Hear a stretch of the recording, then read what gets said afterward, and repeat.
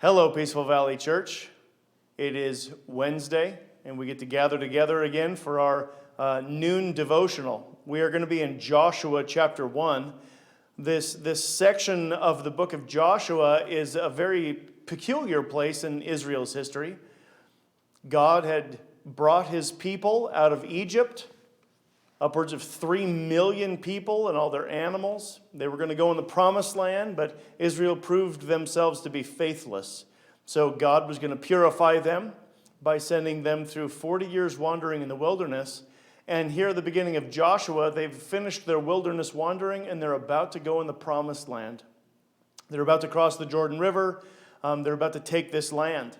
Now, God had made a promise to the people, specifically to Abraham, the father of all these people, saying, I'm going to make you into a great nation, I'm going to give you land, and you're going to be a blessing to the nations. And whoever blesses you, I will bless, and whoever curses you, I will curse.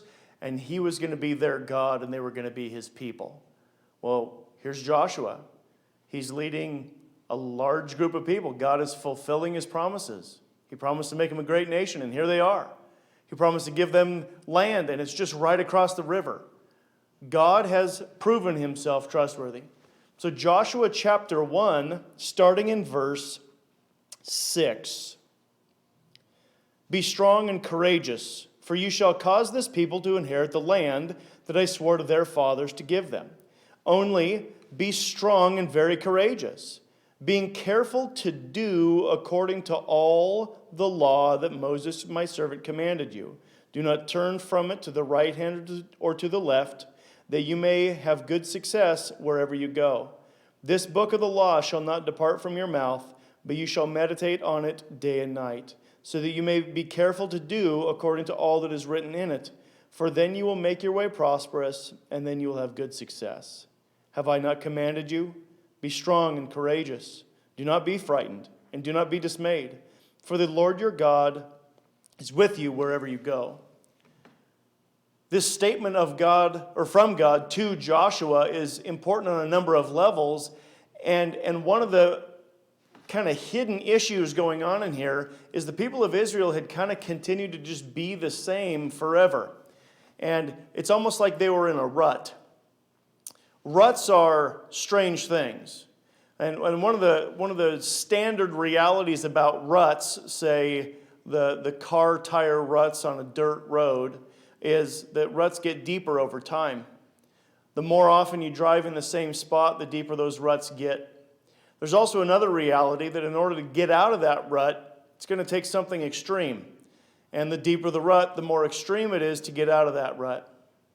Israel had continued to be a faithless people, idolatrous and foolish, but they needed something to shake them out of their rut.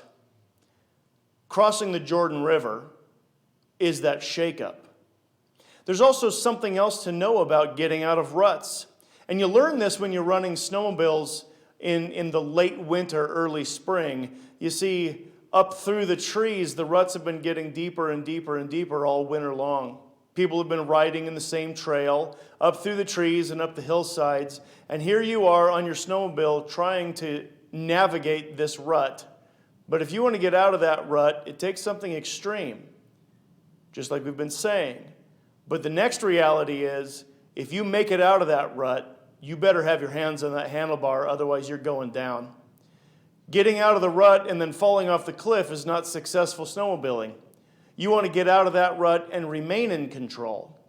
That here is what God is talking to Joshua about. He wants Israel to get out of their rut. He wants them to come out of who they have been and begin to really be the people of God. They've been the people of wandering, and now they're going to be the people of conquest. In order to do that, this shakeup is going to get them out of their rut. But God reminds Joshua, you need to stay in my word. You have to remember what I commanded you through Moses. You have to meditate on my word. That's keeping your hands on the handlebars and keeping in control once you've jumped out of that rut. The situation that we are in with this coronavirus, with this shelter in place, with this stay-at-home order, with this question of Is my job essential or is it not essential? And many of you who are usually gone at work during the day are finding yourselves stuck at home. I would suggest to you that God has given you a shakeup and that you're not stuck at home. You're just out of the rut. And you find yourself now in an opportunity to take a new road, a good road, to form new ruts even. Ruts do get deeper as the time goes on, and a bad rut is hard to get out of. But if today you can start forming new ruts, godly practices, godly disciplines, times during your day when you intentionally talk to your spouse about the scriptures, where you take morning devotions seriously with your children, they're at home with you. You're not stuck at home, you're just in a brand new rut.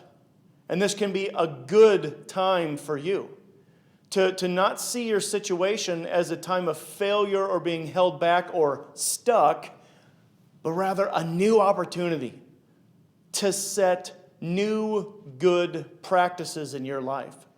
So my encouragement for you is maybe you start paying attention to your schedule a little differently. When do you wake up? When do you go to sleep? Can you optimize your time to intentionally do what God told Joshua? Meditate on the Word of God. Don't let it depart from your lips. Where usually you get up, cup of coffee, shower, and down the road you go. Now you have the opportunity to stop. Sit at a table. You got your cup of coffee. You got the scriptures. Your spouse across from you. Your kids around the table. And now you're talking about the Word of God. I think that would be a great thing to do. But remember this. Getting out of a rut takes a major shakeup. And if you're not ready for that shakeup, you'll never try to get out of that rut again. So as you sit across the table from your spouse or around the table with your kids, if there's pushback, if there's discomfort, if there's disagreement, if there's maybe shame involved, hold on tight. Forming new ruts, getting out of old ones and forming new ruts can be a shakeup. Continue to be devoted to the Word of God during this season and let it guide you. Let it strengthen you. Let it bring success and a conquering spirit into your life so that you don't end up in the same old bad ruts. Today is a new day to form new ruts. Have a good day, Peaceful Valley Church.